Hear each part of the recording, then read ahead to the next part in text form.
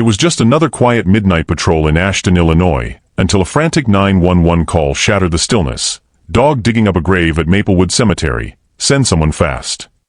The dispatcher's voice crackled through Officer Derrick Nolan's radio, pulling him from the comfortable monotony of his night shift. Something in her tone made the hair on his neck stand up. 12 years on the force had taught him when a call wasn't routine, even when it sounded like it should be. Before I tell you what happened next, a discovery that left an entire police department speechless, take a moment to hit subscribe and drop your country in the comments below. Stories like this deserve to be shared, and your support helps bring more of these incredible true events to light. The fog hung thick that night, rolling across the cemetery grounds like ghostly fingers reaching through the iron gates. Derrick's cruiser headlights carved weak tunnels through the mist as he pulled onto the gravel path that wound between the oldest graves. The weathered tombstones of Maplewood Cemetery stood like silent sentinels, their inscriptions worn by decades of rain and snow. This place had history, some said too much history, dating back to the Civil War. Officer Tom Reeves was already there, flashlight beam dancing between marble angels and granite crosses. "Over here," he called, voice unnaturally tight. "By the new section." Derrick killed the engine but left his headlights on, illuminating a strange tableau. Tom standing rigid beside a freshly disturbed grave, and a golden retriever, mud-caked and frantic, digging with desperate determination. The dog's nail scraped against something that wasn't dirt, something that made a hollow sound. "Been trying to stop it for 10 minutes, Tom said, wiping sweat despite the autumn chill. "Won't listen. Just keeps digging."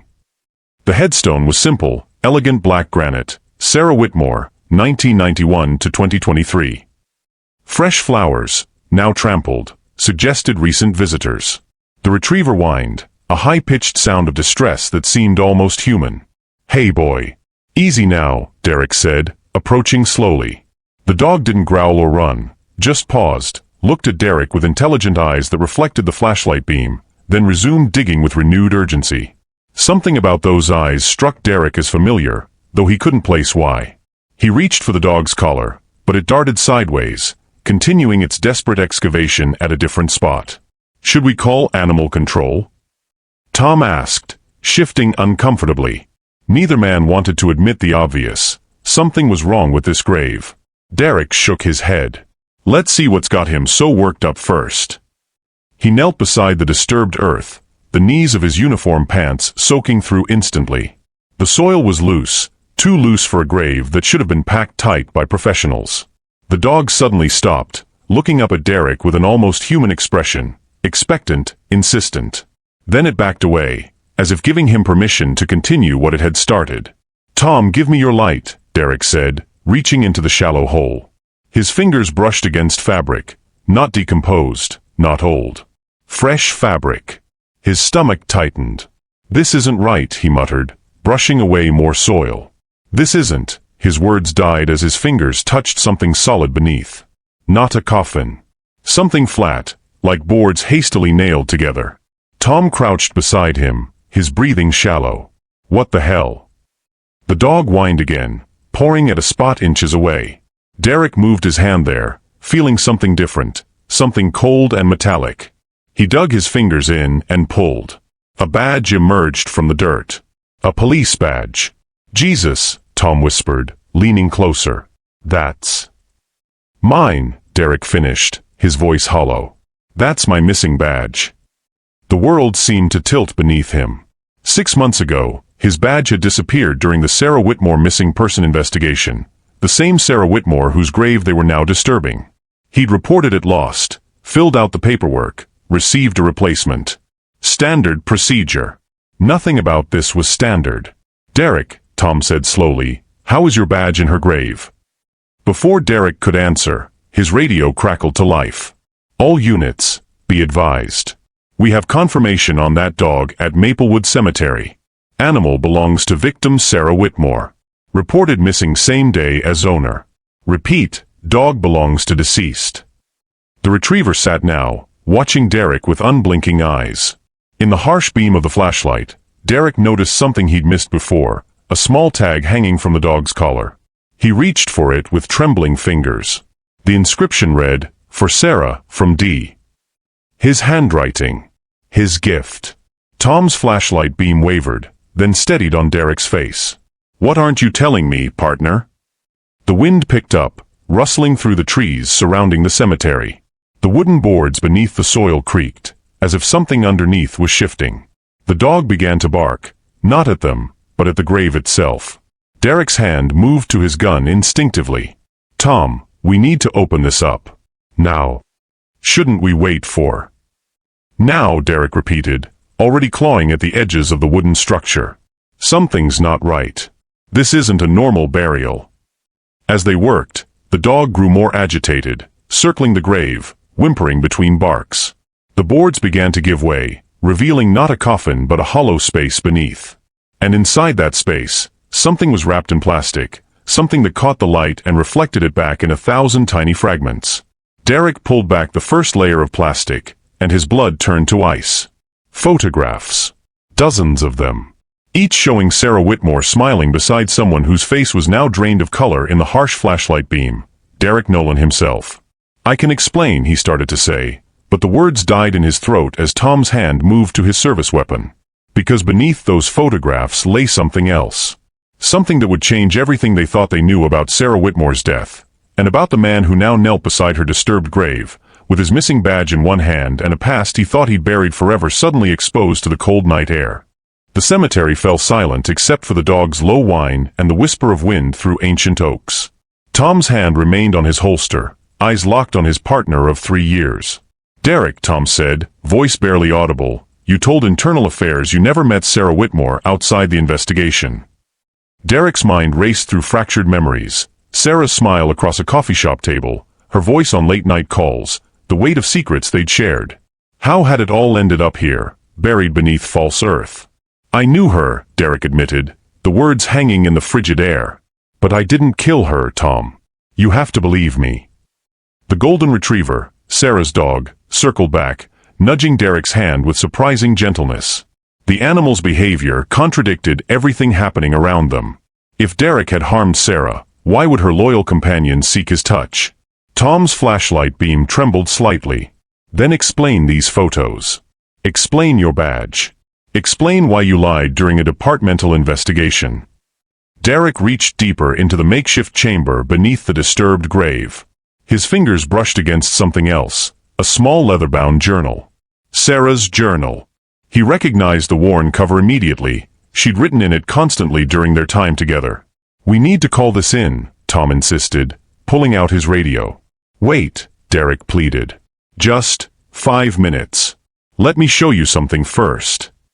He opened the journal with shaking hands, flipping to the final entries. Sarah's handwriting, normally flowing and elegant, appeared jagged and rushed in these pages. The date at the top, April 17th, was the day before she disappeared. "Read it," Derrick said, holding the journal toward Tom. "Please." Tom hesitated, then took the journal, keeping his flashlight trained on the pages while maintaining distance from his partner. His eyes narrowed as he scanned the words. "Officer Nolan agreed to help me," Tom read aloud. "He believes me about the evidence. Says we need to be careful. They're watching both of us now." Tom looked up sharply. "What evidence? Who was watching you?" Before Derrick could answer, headlights swept across the cemetery gates. The midnight shift supervisor, Lieutenant Wilson, was making his rounds. They had minutes, maybe seconds, before discovery. "Sarah was a witness," Derrick explained rapidly, gathering the photographs. "Not just for the Riverside drug bust like we told everyone. She saw something else, something involving officers in our precinct." Tom's expression hardened. "You're saying cops are involved in this?" "I'm saying Sarah came to me because she trusted me. We kept our meetings secret because she was terrified." Derrick's voice cracked. "Then she disappeared, and suddenly I'm being told she died of an overdose." "An overdose, Tom. She never touched drugs." The retriever barked once, sharply, then returned to digging at a new spot several feet away. The sound of Lieutenant Wilson's car door slamming echoed across the cemetery grounds. "We need to decide right now," Derrick whispered urgently. "Are you with me or against me?" Tom stared at his partner, conflict etched across his features. Years of friendship and trust battled against the evidence before them. Finally, he lowered his radio. 5 minutes, he conceded. Then we call it in, everything. They moved quickly to the spot where the dog was digging. The retriever had uncovered something small and rectangular, a phone. Not just any phone, but an older model, the kind used as burners. Derrick recognized it immediately. "This is the backup phone I gave her," he breathed, brushing off the dirt. "For emergencies only." Lieutenant Wilson's voice carried through the fog. "Reeves? Nolan? Dispatch said you were out here." Tom called back, "By the new section, sir. Just checking a disturbance." Derrick powered on the phone with trembling fingers. The battery, miraculously, still held a charge. The screen illuminated his face with a ghostly blue glow as he navigated to the voice recordings. One file, dated the day of Sarah's disappearance, was simply labeled Insurance. He pressed play, keeping the volume low. Sarah's voice emerged, tense and frightened. "If you're hearing this, I'm probably dead. The dashcam footage I copied shows everything. Officers Kendrick and Martinez meeting with Anton Vasquez at the warehouse. They're protecting his distribution network in exchange for a cut. Derrick is the only one I trust with this. If anything happens to me." The recording cut off abruptly. Derrick and Tom exchanged glances of shock. Kendrick and Martinez were respected veterans, decorated officers with 20 years each on the force. "Jesus Christ," Tom whispered. "This goes all the way up." The dog whined again, pawing at the phone as if urging them to continue. Derrick scrolled through the device, finding a series of photographs, grainy nighttime shots showing two uniformed officers unloading packages from an unmarked van. Lieutenant Wilson's flashlight beam swept closer through the fog. "What's going on over there?" Tom stood, positioning himself to block the lieutenant's view of the grave. "Just a dog, sir. Probably a stray. We're handling it." Derrick quickly gathered everything, the journal, phone, and photographs, and slipped them into his jacket. The golden retriever watched him intently, as if assessing his trustworthiness with the evidence of its owner's final days. "We need to rebury this," Derrick whispered urgently. "Make it look undisturbed until we figure out our next move." Tom nodded, helping to replace the wooden boards and push soil back over the disturbed area. They worked frantically, aware of Wilson's approaching footsteps. "Officer Nolan," the lieutenant called, his tone carrying an edge Derrick had never noticed before. "I need to speak with you about an anonymous tip we received tonight." Derrick froze, hands still covered in cemetery dirt. "Sir." "Someone called the station," Wilson continued, now just yards away. "Said you've been asking questions about the Whitmore case. Said you might be compromising evidence." Tom and Derrick exchanged alarmed glances. They'd spoken of Sarah to no one. "Who called it in?" Tom asked, trying to sound casual. The lieutenant's flashlight beam found them, lingering on their dirt-stained uniforms and the partially restored grave. His expression remained unreadable in the harsh light. "Officer Kendrick," Wilson replied. "He seemed quite concerned about your recent behavior."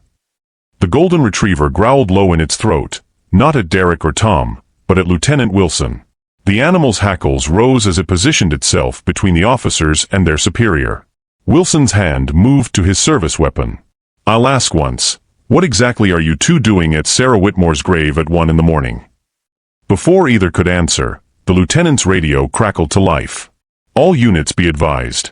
Officers Kendrick and Martinez requesting immediate backup at Warehouse 17. Shots fired. Repeat, shots fired." The same warehouse from Sarah's recording. Wilson's eyes narrowed as he studied Derrick's expression. "You don't seem surprised, Officer Nolan." "Sir, The lieutenant cut him off with a raised hand. "I think it's time you told me exactly what connection you had to Sarah Whitmore, and why her dog seems to trust you more than it trusts me." The retriever's growl deepened as Wilson took another step forward, his flashlight beam revealing something neither Derrick nor Tom had noticed before, a small tattoo on the lieutenant's wrist, partially visible beneath his watch. The same symbol Derrick had seen in Sarah's photographs, on a package being handed to Officer Kendrick. The cemetery air grew heavier, charged with unspoken accusations. Lieutenant Wilson's tattoo, a small interlocked diamond and circle, seemed to pulse in the flashlight's glow. Derrick had seen that symbol before, not just in Sarah's photos, but in evidence files from 3 unsolved drug-related homicides. "Sir," Derrick said carefully, "we received a call about a dog disturbing a grave. We're just doing our job." Wilson's eyes narrowed. "And the dirt on your uniform? The way you're protecting evidence." His hand remained near his weapon. "I've known you 5 years, Nolan. Never took you for dirty." The golden retriever positioned itself firmly between them, its loyalty to Sarah extending now to the man she had trusted. The dog's instinct spoke volumes. "That call about the warehouse," Tom interjected. "Shouldn't we respond?" Wilson's smile didn't reach his eyes. "Kendrick and Martinez can handle themselves. This situation seems more immediate." The radio crackled again with increased urgency. "All available units to Warehouse 17. Officers down." "Repeat, officers down." Something shifted in Wilson's expression, calculation replacing confidence. The lieutenant was weighing options, priorities. Whatever was happening at the warehouse clearly complicated his plans. "We should go," Derrick insisted, gesturing toward their cruiser. "Officers need assistance." Wilson nodded slowly. "You're right. We should all respond." His emphasis on all carried unmistakable meaning. He wasn't letting them out of his sight. As they moved toward their vehicles, the retriever followed, staying close to Derrick's side. Wilson noticed. "Leave the dog," he ordered. "Animal control can deal with it." Derrick hesitated. The retriever carried Sarah's phone in its mouth now, having snatched it when Wilson was distracted by the radio call. The evidence they needed most. "It might be evidence," Derrick countered. "If it was Sarah's dog, it could lead us to more information about her death."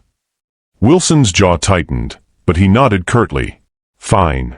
Your responsibility. Let's move." They drove in separate cruisers, Wilson leading, Derrick and Tom following with the retriever sitting alertly in their back seat.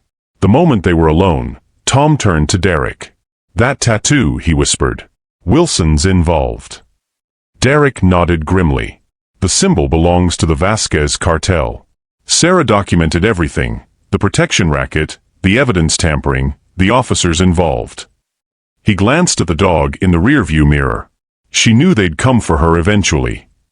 "So she prepared," Tom concluded. "Hid evidence in the one place they wouldn't look, her own grave."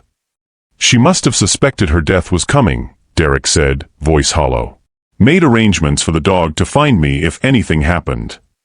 The retriever whined softly, dropping the phone into the space between the front seats. Derrick picked it up, scrolling quickly through more files while Tom drove. What he found made his blood run cold. "There's a video," he murmured. "Dated the day she died." The recording showed Sarah, face bruised, speaking hurriedly. They found out. "Wilson, Kendrick, Martinez, they're all involved. They're coming for me tonight. Derrick, if you find this, the complete evidence file is hidden where we first met. Trust no one at the department except Tom Reeves. He's clean. I checked." Tom's knuckles whitened on the steering wheel. "She investigated me?" "She was thorough," Derrick replied. "It's why she survived as long as she did." They approached the warehouse district, emergency lights painting the industrial buildings in rhythmic red and blue. Multiple police vehicles surrounded Warehouse 17, officers crouched behind them with weapons drawn. Wilson pulled alongside the command vehicle where Captain Reynolds was coordinating the response. Derrick and Tom parked several spaces away, buying precious seconds. "We can't give him the evidence," Tom whispered urgently. "But if we run, we're suspects." Derrick made a split-second decision. "Take the phone.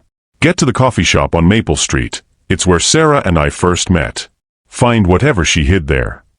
He reached for his service weapon. "I'll create a distraction." "That's suicide," Tom protested. "Wilson will know immediately." "Not if I'm responding to officers down," Derrick countered. "Go. Now. While everyone's focused on the warehouse." Tom hesitated, then nodded grimly. "What about the dog?" The retriever answered for itself, pressing against Derrick's leg. Its choice was made. "We'll be fine," Derrick assured him, though confidence felt foreign in his mouth. "Just find that evidence." Tom slipped away as Derrick approached the command center with the retriever at his heel. Wilson was deep in conversation with Captain Reynolds, their expressions grave. "2 officers down, shooter barricaded inside," Reynolds was saying. "Kendrick took one in the shoulder. Martinez is critical. Wilson noticed Derrick's approach. Where's Reeves? Securing the perimeter, Derrick lied smoothly. What's the situation? Reynolds gestured toward the warehouse. Single shooter, possibly Anton Vasquez himself. Claims he has evidence of police corruption. Demanding safe passage and immunity. Wilson's expression remained neutral, but Derrick caught the slight tension in his shoulders. Sounds desperate, the lieutenant said. These drug dealers will say anything when cornered. Sir, Derrick addressed Reynolds directly, I'd like to join the entry team. Wilson interjected quickly. Officer Nolan has been showing concerning behavior tonight, Captain. Found him disturbing a grave at Maplewood Cemetery. Reynolds frowned. Is this true, Nolan? Before Derrick could respond, gunfire erupted from the warehouse, 3 sharp cracks followed by shattering glass. Everyone ducked instinctively. We don't have time for this, Reynolds decided. Nolan, you're with the entry team. Wilson, coordinate with SWAT when they arrive. The separation was exactly what Derrick needed. As he moved toward the tactical team, the retriever followed faithfully, drawing curious glances from other officers. The dog stays, Wilson called after him. Reynolds overruled him. K-9 units have saved lives in situations like this. Let it go, Lieutenant. Derrick joined 4 other officers preparing to breach the warehouse's side entrance. Through his earpiece, he heard the tactical leader's countdown, entry in 3, 2, 1. They moved as a unit, sweeping through the door with practiced precision. The warehouse interior loomed dark and cavernous, stacks of crates creating a labyrinth of shadows. The retriever stayed close, its senses more attuned than any human's. Police! Drop your weapon! The tactical leader shouted into the darkness. A voice responded from deeper inside, I'll only surrender to Officer Derrick Nolan. The tactical team exchanged confused glances. The leader turned to Derrick. You know this guy? No, Derrick answered truthfully. He'd never met Anton Vasquez, but Sarah had. I have what Sarah Whitmore gave me, the voice continued. The evidence against your corrupt officers. The tactical leader gestured for Derrick to respond. Talk to him. Keep him distracted while we flank. Derrick raised his voice. This is Officer Nolan. I'm coming forward to talk. Don't shoot. Alone. Vasquez demanded. Or I destroy everything. The retriever suddenly tensed, growling not toward Vasquez's voice, but toward the rear of the warehouse. Derrick turned just in time to see a shadow moving, not a tactical officer, but someone else. Someone who had entered silently. The dog barked once in warning, then bolted toward the shadow. A muffled curse, followed by the distinctive sound of a suppressed weapon.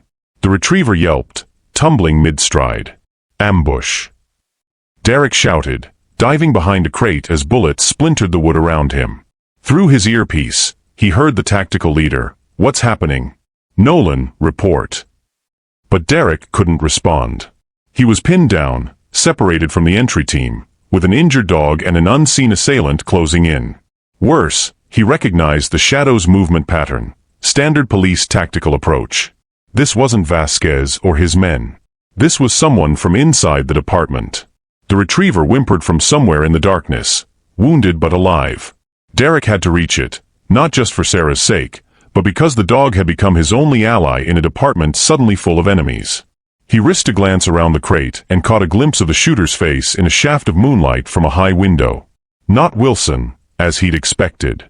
Officer Kendrick, who was supposedly shot and wounded, moved silently between the crates, weapon raised, searching methodically. The shoulder injury had been a ruse to get inside without suspicion. Derrick's radio crackled. Wilson's voice, unervingly calm. Be advised, Officer Nolan may be compromised. Approach with caution. Consider armed and dangerous. The trap was closing. Whatever evidence Vasquez had, whatever Sarah had discovered, it was worth killing fellow officers to conceal. From somewhere deeper in the warehouse, Vasquez called out again, Nolan. They're going to kill us both. I have the dashcam footage. Kendrick's head snapped toward the voice. He changed direction, moving away from Derrick toward this new, more urgent threat. Derrick seized his chance, slipping between crates toward the retriever's last location. He found the dog struggling to stand, blood matting its golden fur from a graze wound across its flank. "Easy," he whispered, checking the injury. "Survivable, but the dog needed care." The retriever looked past Derrick, eyes focusing on something behind him. A low growl rumbled in its throat. Derrick turned slowly, raising his hands as the barrel of a gun pressed against the back of his head. "You should have stayed out of it," Lieutenant Wilson said softly. "Some secrets are worth killing for." "On your feet," Wilson ordered, pressing the gun harder against Derrick's skull. Slowly. Derrick complied, mind racing through dwindling options. The tactical team's radio chatter had gone silent, either jammed or redirected by Wilson's orders. No help would come from that quarter. "You killed her," Derrick said, not as a question but as confirmation. "Sarah knew too much." Wilson's laugh was soft, almost regretful. "Smart girl. Kept digging where she shouldn't. Just like you." He gestured toward a metal staircase. "Move. Vasquez is waiting upstairs. Time to tie up both loose ends." The retriever growled despite its injury, hackles raised. Wilson aimed his weapon at the dog. "Call it off, or I put it down right now." "Easy boy," Derrick soothed, and the dog reluctantly settled, eyes never leaving Wilson. "He's Sarah's dog. Killing him won't solve anything." "Sentiment," Wilson scoffed, but lowered his weapon slightly. "That's what got you into this mess. You and Sarah both, too emotional for your own good." They moved toward the stairs, Wilson maintaining a careful distance. From somewhere above, they heard Kendrick's voice, then a pained cry that could only be Vasquez. "Your dealer friend isn't having a good night," Wilson remarked casually. "Kendrick takes interrogation personally." Derrick's thoughts turned to Tom. Had he made it to the coffee shop? Found whatever Sarah had hidden? Or had Wilson's corruption spread far enough to have him intercepted? As they climbed, Derrick noticed the retriever limping behind them, leaving small bloody paw prints on the metal steps. The dog was tracking them, staying just far enough back to avoid Wilson's attention. The second floor opened into a makeshift office. Anton Vasquez sat zip-tied to a chair, face bloodied but defiant. Officer Kendrick stood over him, knuckles raw. Officer Martinez, supposedly critically wounded, guarded the door, very much alive and uninjured. "Found our problem child," Wilson announced, shoving Derrick forward. "Digging up graves, asking questions." Kendrick wiped blood from his hands with a handkerchief. Like his girlfriend. Some people never learn. "She wasn't my girlfriend," Derrick said automatically. Martinez laughed. "The photos in her grave suggest otherwise." "Yeah, we found those weeks ago. Replaced them for when someone eventually came looking." He tilted his head. "Though we expected her family, not you." The realization hit Derrick like a physical blow. They'd known about the grave all along. Had been watching it, waiting. Tonight's anonymous tip about the dog was just their way of drawing him out. "Where's Reeves?" Kendrick asked suddenly, noticing Tom's absence. Wilson's expression darkened. "Good question. Nolan said he was securing the perimeter." "I haven't seen him," Martinez confirmed, reaching for his radio. Derrick fought to keep his expression neutral. Every minute they focused on him was another minute Tom had to find Sarah's hidden evidence. Vasquez spat blood onto the concrete floor. "You're all dead anyway." The girl made copies. Sent them everywhere. Kendrick backhanded him hard enough to topple the chair. "You've been saying that for an hour. Still waiting to see these magical copies appear." Wilson studied Derrick's face. "He knows something. Where did Reeves go, Derrick? What did Sarah tell you?" "Nothing," Derrick insisted. "She was just a witness in the Riverside case." "The Riverside case," Wilson repeated with a hollow laugh. "Our perfect cover. A dozen dealers rounded up, department looks good, and nobody notices when certain evidence goes missing or certain witnesses turn up dead." Martinez checked his watch. "SWAT will be here in 10 minutes. We need to finish this." Wilson nodded. "Kendrick, get what you can from Vasquez. Martinez, find Reeves." He gestured to Derrick with his gun. "You and I are going to have a private conversation about Sarah's final days." As Wilson led him toward a side room, Derrick caught a glimpse of movement near the stairwell, a flash of golden fur. The retriever had followed them up, staying hidden in the shadows. The side room was small, once an office but now stripped bare except for a metal desk and chair. Wilson closed the door, then removed his service weapon suppressor, a modification no officer should possess. "You know what's ironic?" Wilson said conversationally. "Sarah came to you because she thought you were honest. The one clean cop she could trust." He checked the hallway through a small window, then turned back to Derrick. "But here's what she never understood about corruption, Derrick. It's not about bad people. It's about good people making compromises, one small step at a time." "Is that how you justify it?" Derrick asked. "Small steps leading to murder?" Wilson shrugged. 3 years ago, I looked the other way when Kendrick took money to lose evidence. Small step. 2 years ago, I helped Martinez plant drugs on a suspect we knew was guilty but couldn't prove it. Another small step. His eyes hardened. By the time Sarah Whitmore showed up with her accusations and evidence, the path was already set. Outside, they heard Vasquez scream. Kendrick's interrogation intensifying. "You have one chance," Wilson said, lowering his voice. "Tell me what Sarah gave you, what Reeves is looking for, and I'll make it quick. For old time's sake." Derrick measured his words carefully. "Sarah never gave me anything. She tried to contact me the night she died, but I was working a double shift." Wilson studied him, searching for deception. "Then why did her dog lead you to her grave? Why did you find your badge there?"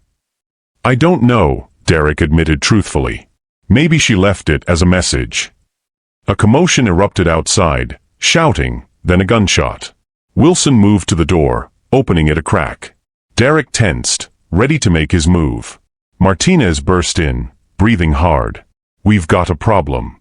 SWAT's here early, and Captain Reynolds is with them. They're demanding to speak with Nolan directly." Wilson's composure cracked slightly. "Stall them.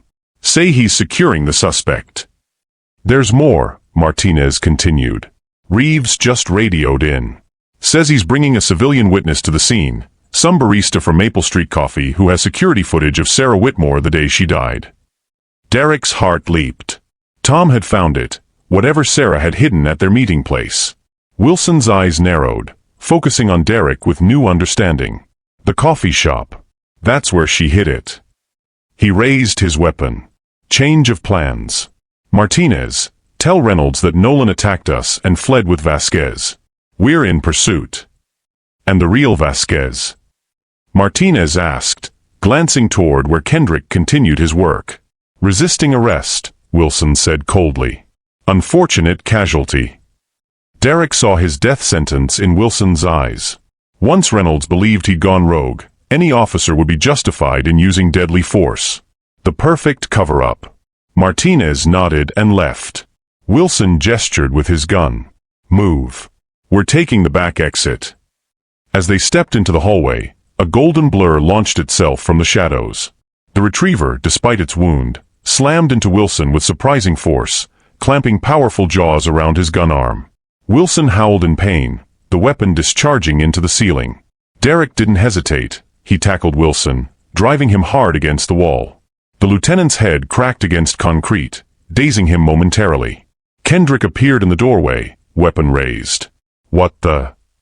The retriever released Wilson and turned, placing itself between Derrick and this new threat, teeth bared in silent warning. Derrick used the distraction to wrench Wilson's gun free, spinning to face Kendrick. "Drop it. Now." For a moment, the standoff held, Kendrick aiming at Derrick, Derrick aiming at Kendrick, the wounded retriever ready to launch itself at either threat. Then came the sound of boots on the metal stairs, SWAT arriving. Kendrick's eyes darted toward the noise, calculating odds that had suddenly shifted. "SWAT!" a voice called out. "Police! Everyone freeze!" Kendrick made his choice.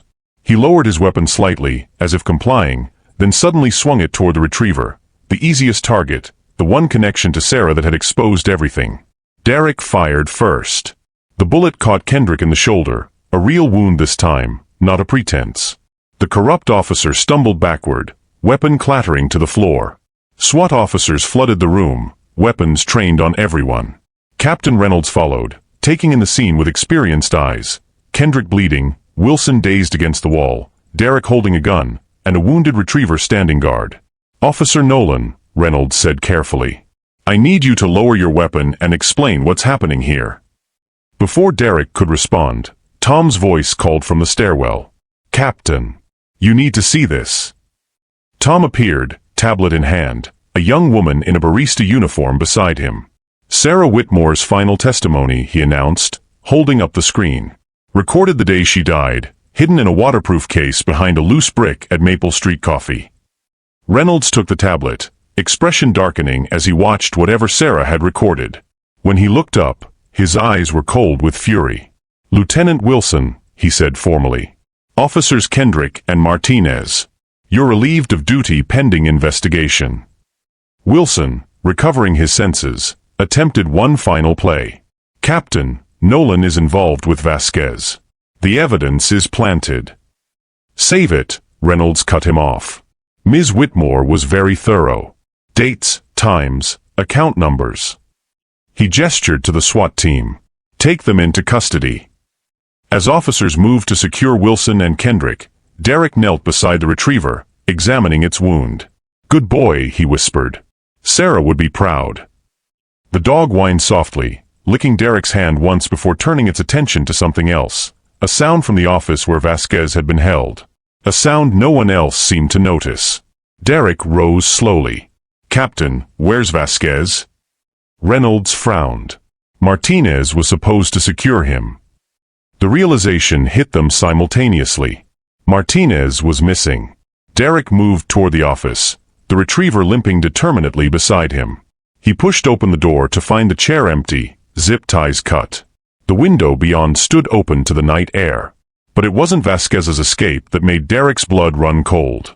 It was what Martinez had left behind, a small digital timer attached to several bricks of industrial explosive, numbers counting down from 30 seconds. Bomb. Derrick shouted. "Everyone out now."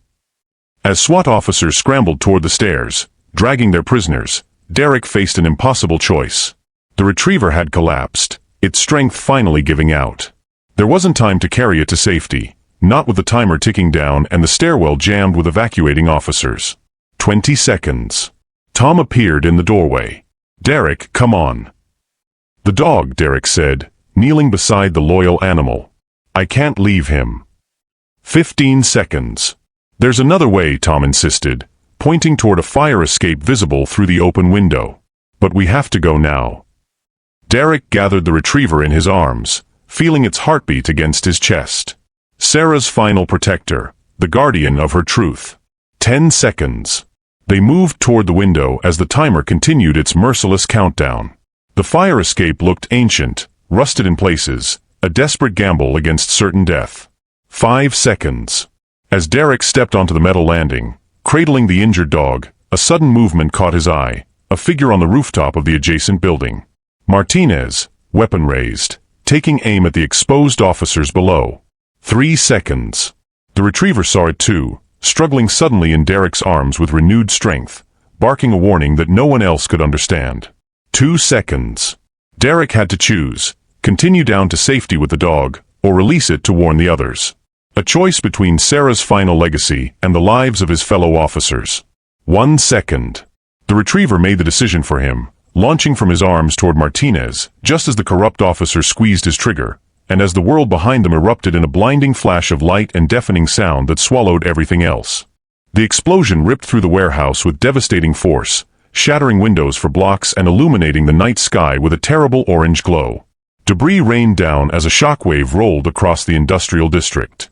For a moment, time itself seemed suspended in the chaos, a perfect, terrible stillness at the heart of destruction. Derrick found himself sprawled on the fire escape landing, one level down from where he'd been when the blast hit. His ears rang painfully, vision blurred, the taste of blood and concrete dust filling his mouth. The metal structure beneath him groaned, partially torn from its moorings by the explosion's force. "Tom!" he called, voice barely audible even to himself through the high-pitched whine that had replaced all other sound. No answer came. The retriever was gone, launched toward Martinez in that final moment before everything went white. Derrick pulled himself up, ignoring the sharp pain in his left shoulder, scanning the rooftop where he'd last seen the corrupt officer taking aim. Through swirling smoke and dust, he spotted movement. Martinez, dazed but alive, struggling to regain his footing. Of the retriever, there was no sign. Below, SWAT officers and Captain Reynolds were regrouping, shouting orders that Derrick couldn't hear through his damaged eardrums. Wilson and Kendrick remained in custody, both injured but conscious. Tom was helping a younger officer who'd been caught in the blast periphery. They'd survived, but Martinez was escaping, disappearing into the smoke with whatever evidence he'd managed to salvage from Vasquez. Derrick forced himself up the damaged stairs, each step threatening to tear the structure completely from the building. The warehouse behind him was partially collapsed, flames beginning to consume what remained. Whatever evidence had been inside, including Vasquez himself, was lost. He reached the roof access ladder, pulling himself up despite his body's protests. Martinez had a 30-second head start, moving across the connected rooftops of the warehouse district toward what looked like a prepositioned escape vehicle on a service road below. Derrick drew Wilson's confiscated weapon and followed, driven by something beyond duty or justice, a promise to Sarah that her death would not be meaningless, that her truth would not die in fire and corruption. The gap between buildings loomed before him, 8 feet of empty space with a 4-story drop below. Martinez had jumped it easily. Derrick hesitated only briefly before launching himself across, landing hard but safely on the adjacent roof. His hearing was returning in patches, enough to catch the sound of helicopter rotors approaching. Department procedure for major incidents. Soon the entire area would be locked down. Martinez had reached the edge of the final building, a fire ladder leading down to where a dark sedan waited, engine running. The corrupt officer glanced back, spotting Derrick in pursuit, and raised his weapon. Derrick dove behind a ventilation unit as bullets pinged off metal around him. When he risked a glance, Martinez was already descending the ladder, seconds from escape. "Stop! Police!" Derrick shouted uselessly, knowing the words were empty against a man who had already betrayed everything those words represented. He emerged from cover, taking careful aim at Martinez's descending figure. One shot, center mass as trained, but his injured shoulder betrayed him. The bullet struck the ladder instead, sparking against metal. Martinez dropped the final 10 feet to the ground, stumbling but recovering quickly. He yanked open the sedan's door, tossing something inside, a small package that could only be the evidence he'd salvaged. Derrick was out of options. The ladder was too far, the drop too great. Martinez would escape with whatever proof remained of the conspiracy, and Sarah's death would go unpunished. Then came a sound that cut through Derrick's damaged hearing, a familiar bark, followed by a golden blur launching from the shadows beside the vehicle. The retriever, somehow alive, somehow there, slammed into Martinez with the last of its strength, driving him away from the open car door. Martinez howled in pain and surprise, struggling with a wounded animal that refused to release its grip on his arm. The dog had survived the explosion, tracked Martinez across the chaos, and now fought with a desperate loyalty that had brought it to Sarah's grave in the first place. Derrick didn't waste the opportunity. He took the fastest route down, a drainage pipe that creaked alarmingly under his weight but held long enough for him to slide to ground level. He sprinted toward the struggle, weapon raised. "It's over, Martinez," he shouted, closing the distance. "Let him go." Martinez finally tore free of the retriever, kicking the animal viciously away. The dog yelped but immediately circled back, placing itself between Martinez and the car, guarding the evidence inside. "You don't understand what you're doing, Nolan," Martinez snarled, blood streaming from the bite wounds on his arm. "This goes beyond the department. Beyond the city. People will die if this gets out." "People already have died," Derrick countered, keeping his weapon trained on Martinez's chest. "Sarah died. Vasquez died. It ends tonight." Martinez's eyes darted between Derrick, the retriever, and the sedan behind them. Whatever was in that package was worth everything to him, worth killing, worth dying.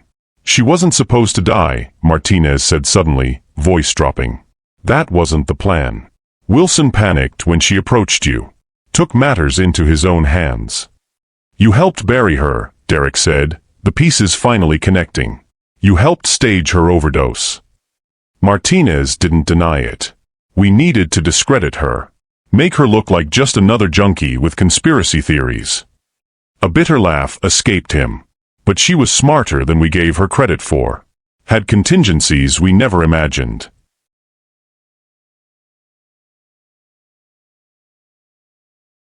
The retriever growled, sensing the tension building between the men.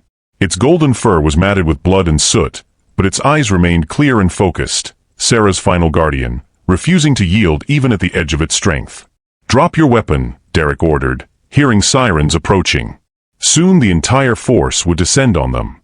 Martinez seemed to reach the same conclusion. His shoulders slumped slightly, the fight draining from him. He lowered his gun. "You have no idea what you've done," he said quietly. Then, with a speed that caught Derrick off guard, Martinez raised his weapon again, not toward Derrick, but toward the retriever. 2 shots rang out simultaneously. Martinez crumpled, a perfect centermass hit from Derrick's weapon. The retriever yelped, struck by Martinez's final act of malice, and collapsed beside the sedan's wheel. "No." Derrick rushed forward, kicking Martinez's weapon away before kneeling beside the dog. The bullet had caught it in the flank, serious but not immediately fatal. The loyal animal whimpered, trying to rise despite its injuries. "Easy boy," Derrick soothed, applying pressure to the wound. "Stay with me. Please." The retriever's eyes found his, filled with an intelligence that seemed almost human. It nudged weakly toward the sedan's open door, toward the package Martinez had thrown inside. Derrick reached in, retrieving a waterproof evidence pouch. Inside was a flash drive, a small notebook and photographs, Sarah's insurance policy, the evidence she'd died protecting. 3 months later, Derrick stood before Sarah's grave, properly marked now, her name cleared of all false accusations. The golden retriever sat beside him, its coat gleaming in the afternoon sun, scars hidden beneath renewed fur. The dog, now officially his, wore a new tag alongside Sarah's original gift, Hero. Captain Reynolds had kept his word. The evidence package had gone straight to the FBI, resulting in the largest police corruption case in the city's history. 17 officers arrested, along with 3 city officials and a judge. Wilson and Kendrick had taken plea deals, their testimonies unraveling a web of corruption that had strangled the city for years. Derrick placed fresh flowers on the grave, then knelt to read the new inscription he'd added beneath her name, "Truth finds a way." The retriever nuzzled his hand, then looked up suddenly, ears perked toward the cemetery entrance. A figure approached, Tom, carrying a file folder. "They found something," Tom said without preamble. "In Sarah's original autopsy. Something that didn't match the official report." Derrick took the folder, heart racing. "What is it?" "Evidence of a specialized drug, military grade, virtually untraceable. The kind that wouldn't show up in standard toxicology." Tom's expression was grim. This wasn't just corrupt cops, Derrick. Someone higher up wanted Sarah silenced. The retriever growled softly, as if understanding the implications. Whatever they'd uncovered so far was just the surface. The truth went deeper, much deeper. Derrick closed the folder, a new determination settling over him. For Sarah. For justice. For the loyal companion who had never stopped fighting. "Then we keep digging," he said simply. The retriever barked once in agreement, ready to follow wherever the search led next. Because some loyalties transcend death. Some truths refuse to stay buried. And sometimes, it takes a dog's unwavering heart to teach humans the meaning of true justice. If this story touched your heart, join our community of kindness by hitting like, subscribe, and share to spread the message.